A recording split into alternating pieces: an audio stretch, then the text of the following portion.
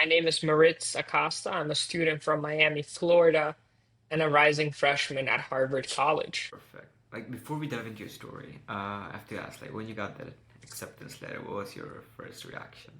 I mean, it was great. It was a dream come true, something that I worked very hard towards. Um, and so yeah, it was an amazing day. I applied REA, so restrictive early choice Mm-hmm. action, restrictive early action. So I got my decision in December. So yeah, it was awesome. Yeah, must be nice because like I got ED into NYU as well, and it's such a relaxing feeling because then you're just done with admissions like 3 4 months before everyone else.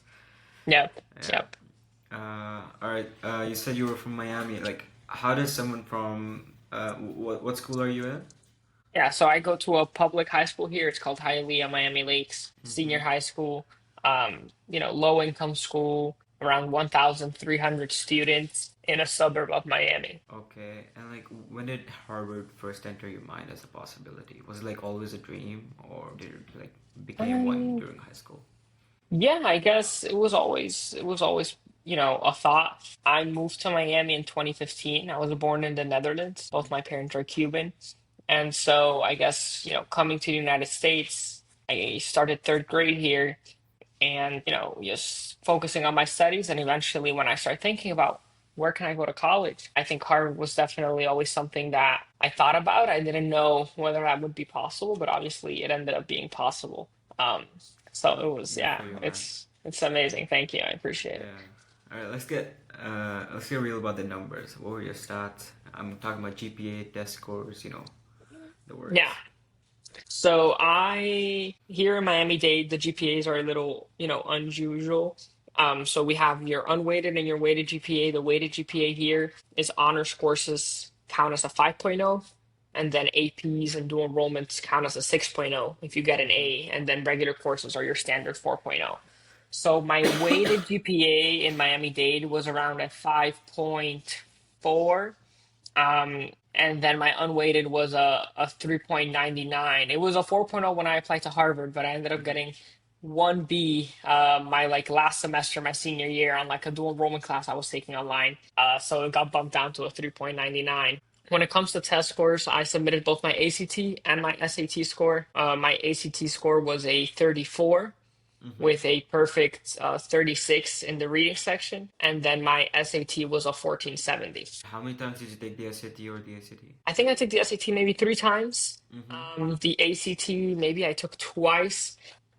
Something around that ballpark. Based on what I've been like hearing around, you know, with the high school kids, that 1470 or 30 for ACT might not be that competitive. What do you think differentiated you?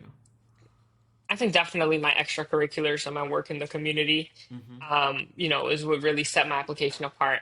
And look, at the end of the day, test scores, obviously, yes, they're taken into account, but Mm-hmm. it's just a part of your whole story and a part of your, the picture of who you are, and what you're submitting. So, I obviously, these schools are looking at your test scores and they want to see a competitive score. But I also really, I think it depends on what else you're doing, who you are, as well as where you're coming from, right? I mean, I come from a high school where the average SAT is like 1,000 or like a 900. So I had to work, really, really, really hard. And so, I think they compare you to your school, to your community as well. And obviously, you know, I I come from a school where maybe there's not as much test prep offered as, students from other schools Mm-hmm. who may receive more of those resources. Um, so I think maybe that plays a role in it, but I think definitely my community work is what set me apart in my application. Got it. And were you like the well? Yeah, so in Miami-Dade, they don't do that. Mm-hmm. They don't officially, there's not a valedictorian. Unofficially, we do know what the rankings are. So I was ranked second in my class. Actually, one of my best friends who was ranked first is also going to Harvard with me, which is awesome. And I think that's the first time in my school's history that we were able to get two students to Harvard, and it's the first time in over 10 years that a student goes to Harvard in my high school. So yeah, that was a huge surprise. We both applied REA, and That's great. we both got in, which was amazing. Got it. That's amazing to hear. I'm going to NYU with my best friend as well, my childhood Oh, friend. So awesome. that's good. Yeah. Also, okay, let's talk about APs. How many APs did you take? And Yeah, I took 17 APs, mm-hmm. and over 30 dual enrollment classes. So 17 APs, I got uh I got three fours, and then my senior year I got one three in AP Calculus BC. Everything else was fives. That's, I mean, people might be scared about that, but I think like as long as most of them are fives, you're good, right? Yeah, and like I said, look, there's just not one factor that makes a difference. They look at the full picture. Um, and AP scores are just part of that picture. So definitely, I think the main part when it comes to the courses you're taking is you need to be taking advantage of the courses your high school's offering. Myself, my high school had some APs, but there were probably, of the 17 I took, I think maybe like six of them I took on my own through an online school called Florida Virtual School, because my school didn't offer the APs and I really wanted to take them. So I enrolled myself online and took those APs independently. It's almost like self-studying. You do have a course and a teacher, but you don't meet with the teacher on Zoom. They just give you the course, you submit assignments, and the teacher grades them. That's how Florida Virtual School works. Mm-hmm. And so there were like six APs I took that way because my high school didn't offer them.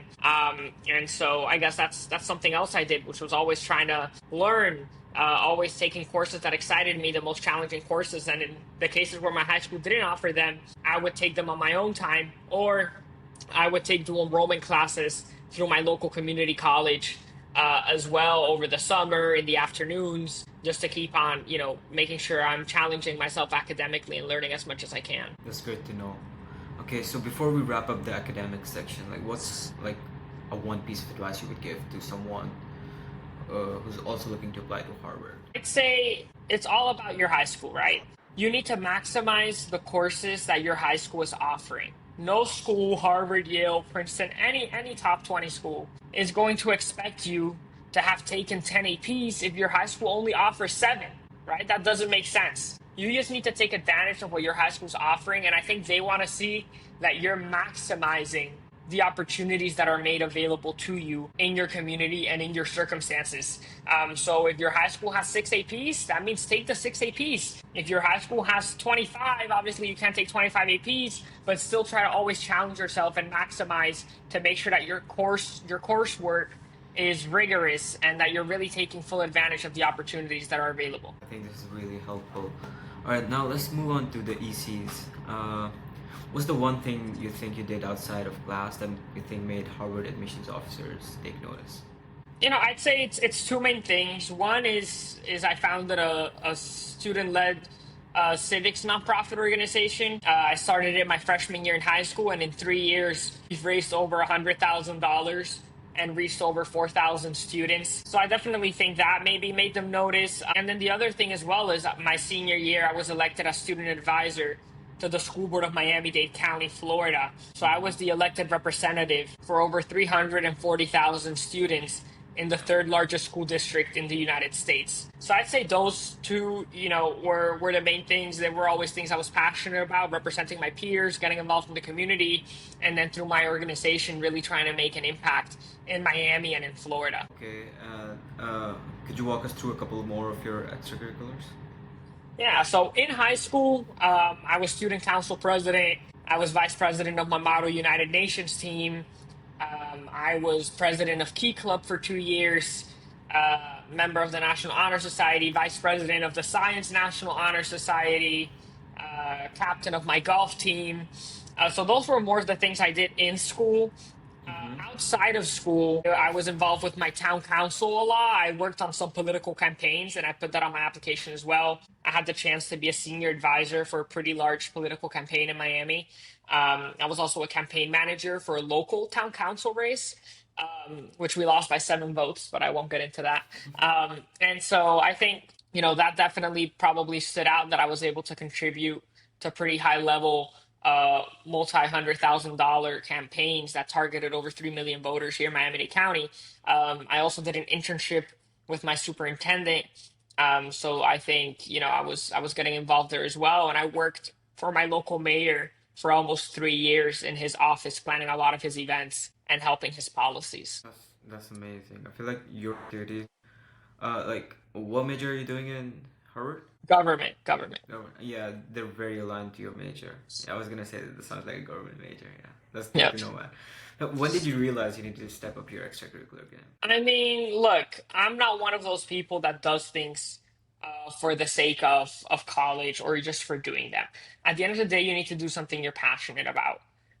So for me, it wasn't necessarily a point where I was like, oh my goodness, I need to start doing things. It was never like that. Genuinely, everything I did because I loved. And if there were times I was doing something that I didn't enjoy, I had no problem stepping down. I was key club president in my high school for 2 years, my sophomore and junior year. At the end of my junior year, I said, there's other people who want to be Key Club president. I have a lot going on. I love Key Club, but there's other things I want to prioritize in my life. And I stepped down. I wasn't president my senior year. I let someone else take over and be president. And so, yeah, I think it's okay to say no. It's okay to let go sometimes, and it's not about doing things just for the sake of doing it. If you're doing it that way, I think you may struggle in the college application process. At the end of the day, what these colleges are looking for is they want to get to know who you are. And so a lot of my extracurriculars, I think it helped that a lot of it I had history with. Like, it wasn't just something I did one year. A lot of my extracurriculars had a progression of years and years of work. And so I think it showed that I was really passionate about what I was doing. And there's not a single thing I did just for the resume. It was always because I loved campaigning. I loved serving the students in my school district. I loved the work I was doing with my nonprofit. And with my nonprofit in particular, I mean, when I started it, it was, yeah, I want to make an impact in the community. But eventually just started growing and growing and growing, that it really became almost a full-time job for me. And I loved every single minute of it. And the nonprofit's it's still going. And I think that proves that I didn't just do it for college. Because if I did, I would have stopped it now. It's still going. We have an Yeah. amazing team, and I hope it's going to be around another 4 years, because it was never just about the resume. It was really about making an impact in the community and seeing that I was able to change lives or play a small role in changing lives. That's what kept me going every single day. And that's what a lot of my extracurriculars revolved around, as well as advocating for students. I spent a lot of time in my town advocating for student representation on town committees. I was able to actually help and write 2 laws for my town council. So yeah, I was. And listen, this started in middle school. I really started getting more involved in the seventh grade, Mm-hmm. way before I was even thinking about college. And I was just doing it because I loved the work. So, do I think that these extracurriculars helped me get into Harvard? Absolutely. But I never did it for the school. I did it for myself because I love doing what I do. I think it shows in your extracurriculars because all of them are so deep, and it's really hard to build it unless you're uh, actually really passionate about what you're doing. So my question to you would be that, like, a lot of high school students might be like really divided when they're starting out, when they're just freshmen. How did you come up to find out that you wanted to work in this area and then go deep into that? Yeah, I guess that's a great point. I think I definitely had the advantage of I've always known since middle school what I wanted to get into, and that was public service. That was government. That was the nonprofit area.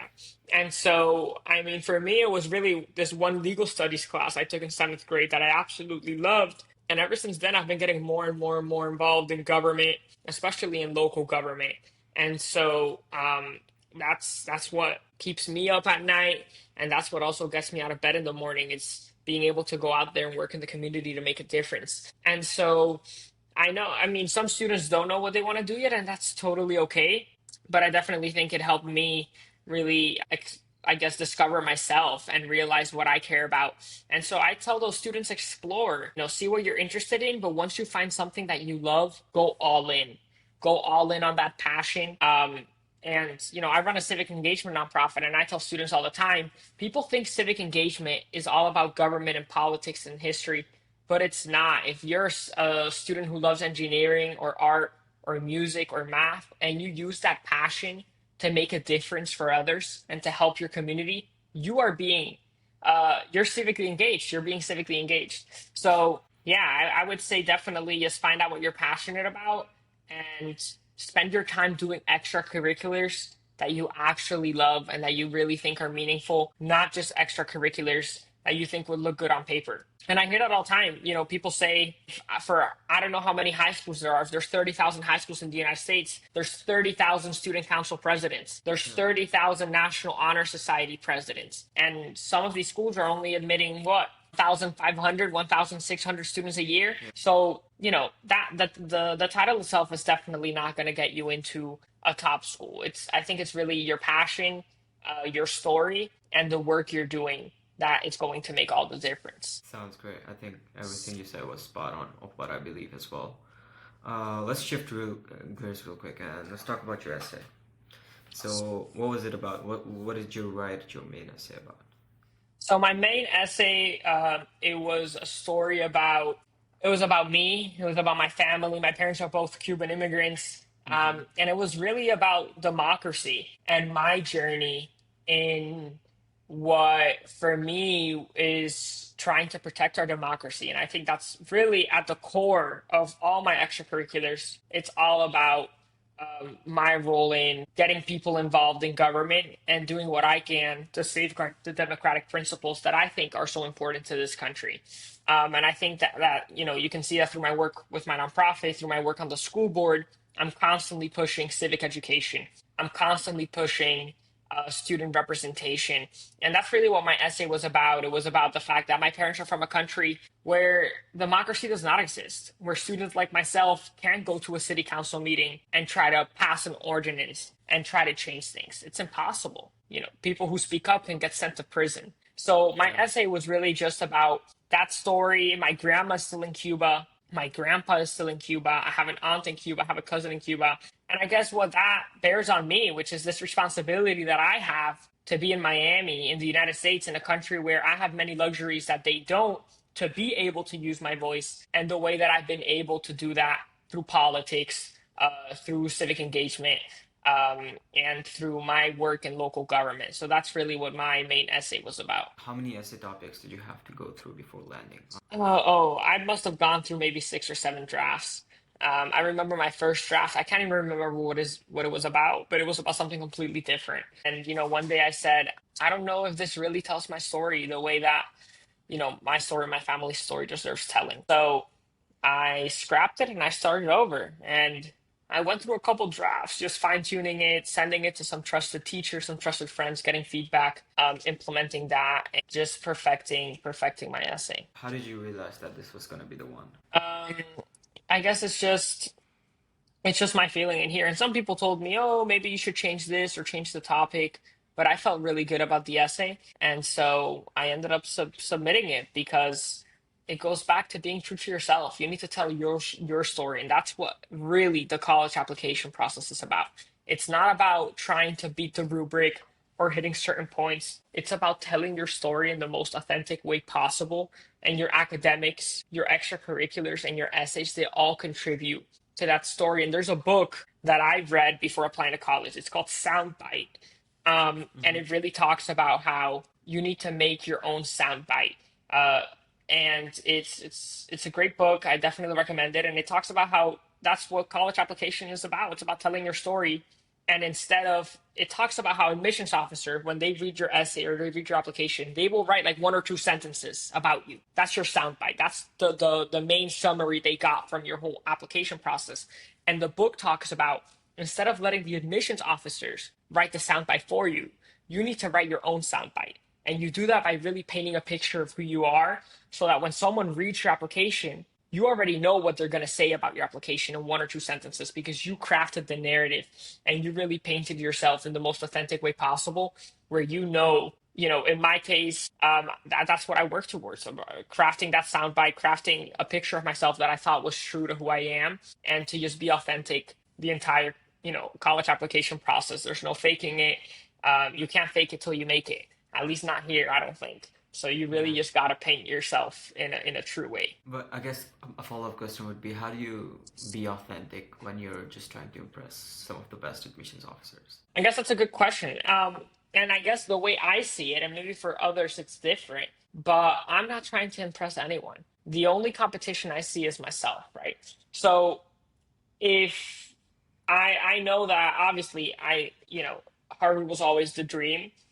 But I was so confident in how I portrayed myself in the application because I really felt like the application, when you look at it, it's like that's who I am. There's no faking it. There's no tuning things or trying to impress someone else. The application is a reflection of me. And so I just hope that a college would read it and go, wow, we want this student, and that they wanted me for who I was. I wasn't going to paint a different picture or try to BS or lie or embellish. Because then, if they did want me, they wouldn't want me for who I Yeah. am. They want me for who I try to be, Yep. and that's not the way I wanted to approach things. So yeah, I mean, I'm so thankful to whoever read my application at Harvard that they wanted to take a chance on me, and let me be part of their institution. But I think being authentic is just thinking about your family story, thinking about your personal circumstances, what you've worked hard towards, what you care about, what you're passionate about, and also what you want the future to be. Where do you see yourself 5, 10, 20 years down the road, and paint that picture of who you are.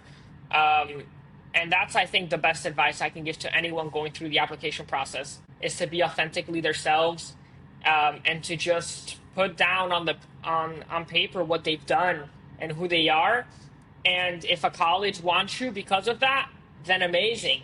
But if they don't want you, then maybe you're not the right fit, and that's okay because someone else will think that you are the right fit for their institution, and that's what it's all about. It's at the end of the day, the college application journey is about finding the right fit, both for the school and between yourself. And Yep. sometimes there's stories all the time of students who get into Yale and don't get into Harvard, or get into Harvard, don't get into Yale, or students who, don't get into Harvard but get into Georgetown, or something like that. At the end of the day, the school's trying to find a fit for them, and that's really what Harvard, if you look at what they post on their website as well, that's what they're doing. They're trying to craft a class. They are looking for 1,600 people that complement each other, that would make an amazing, diverse, great class for their institution. And there's stories as well of maybe you could have gotten into, and I keep saying Harvard because that's where I'm going, but it could be any school. Maybe you didn't get into Princeton this year, but if you would have applied last year, you could have gotten in, because they're looking for different things every year, and sometimes you're just not the right fit, and that's totally okay. And that's why I think it's important to, when if you do face a rejection, just remember that it just wasn't meant to be, and that somewhere else you will find your home, and somewhere else you will find your right fit, and that's totally okay. Perfect. Okay. I think this gives a lot of context. All great advice as well. Let's talk about the why Harvard essay. Yeah. Like, So okay, continue. Yep.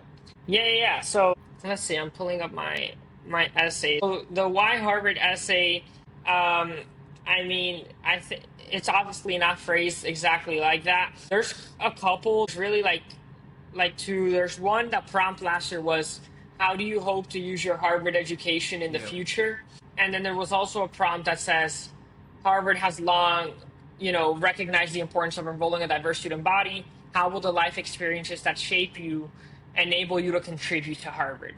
For both of those essays, I just reflected on what I've done so far and what I wanted to bring to campus. Specifically for how do you hope to use your Harvard education in the future, I tried to make a point of painting a picture of what I saw my career, what I wanted to do in 10, 20, 30 years, which was really public service, and how I wanted to use the people, the education, everything that I'm going to learn at Harvard to help me make an impact on the world in 5, 10, 20, 30 years.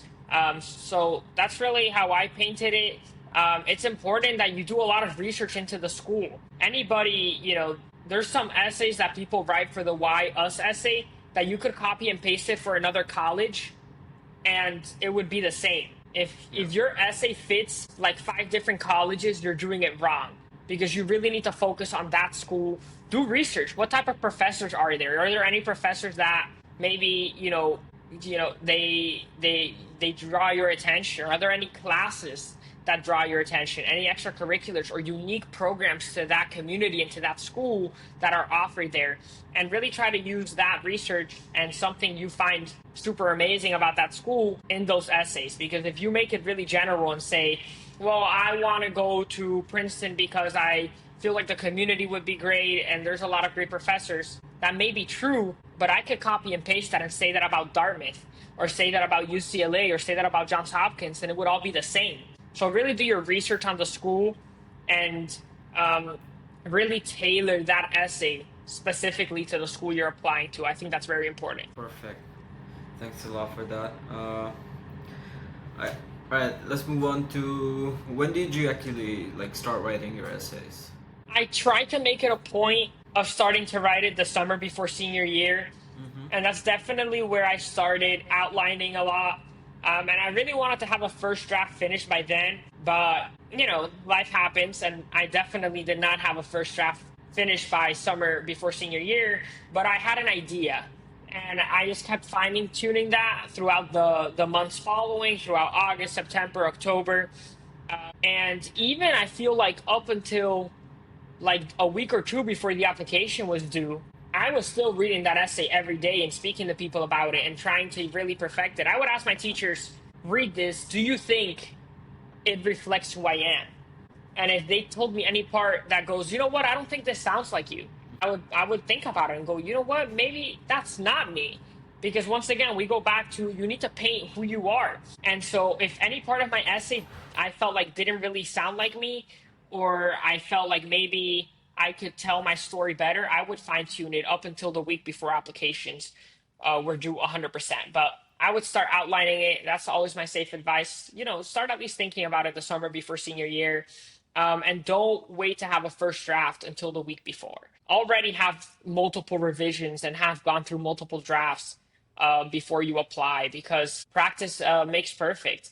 And it's important that you fine tune things. Nothing's going to be perfect the first time. And there's this amazing quote I like by Winston Churchill. And he says, to improve is to change, and to be perfect is to change often. So constantly be reading it. Ask advice from your loved ones, your teachers, those who care about you, and see what they think, and then use their feedback to revise it even more. I think this is all we need. Thank you so much for your time. I think it's going to be immensely helpful for people who are watching, who are just looking to apply to all of these colleges. And yeah, Absolutely. Thank you. I look forward to seeing the episode. of course, have a good day.